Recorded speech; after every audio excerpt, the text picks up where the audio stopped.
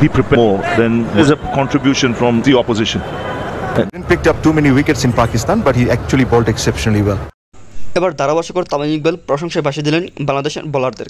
তাসকিন আহমেদ, হাসান মাহমুদ তাদের অসাধারণ বোলিংকে একবার প্রশংসায় ভাসিয়ে দিলেন এই বাংলাদেশি ব্যাটসম্যান। প্রিয় দর্শক, ব্যাটসম্যান থেকে হলেন তামিম ইকবাল ভাষ্যকর, আর তাই তো তার ভাষ্যকরের জাদুতে পুরো মুগ্ধ হয়ে যাচ্ছে ভক্তগণ।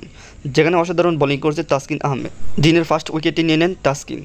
তখন ওই প্রান্তে ছিলেন রোহিত শর্মা, সাজাতে বললেন টাচ লেগে একবারে ফিল্ডের হাতে চলে যায় এবং শান্ত সেটিকে ক্যাচ ধরে। এরপর একবারে আফসোস করে থাকেন রোহিত শর্মা, যেখানে মাথা নত করে 5 রান করে একবারে সাজঘরে ফিরে যান।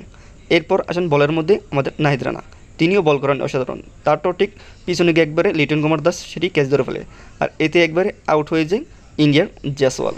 যেখানে জয়সওয়ালের চোখের মধ্যে অনেক আফসোসের ছাপ দেখা গিয়েছিল, মাথা নত করে একবার মাঠ থেকে চলে যায় জয়সওয়াল।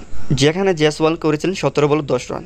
এরপর বোলিং করতে আসেন বাংলাদেশের আরেক অলরাউন্ডার মেহেদী হাসান মিরাজ, তিনিও বল করেন। ওই প্রান্তে ছিলেন বিরাট কোহলি, তিনি এলবিডব্লিউ আউট হয়ে যায় এবং বাংলাদেশের ফিল্ডার বোলাররা আবেদন করতে থাকে। এরপর রিভিউ নেন বিরাট কোহলি, যেখানে রিভিউতে দেখা যায় ডাইরেক্ট মিডল স্ট্যাম্প আউট হয়েছেন বিরাট কোহলি। এরপর তিনি 37 বলে 17 রান করে একবারে সাজঘরে ফিরে যান। তো প্রিয় দর্শক, বাংলাদেশি বোলারদের এরকম প্রশংসা করেছেন বাংলাদেশের ধারাভাষ্যকর তামিম ইকবাল। এটি আপনার কাছে কীরকম লেগেছে কমেন্ট করুন কমেন্ট বক্সে। সবাই ভালো থাকবেন, সুস্থ থাকবেন।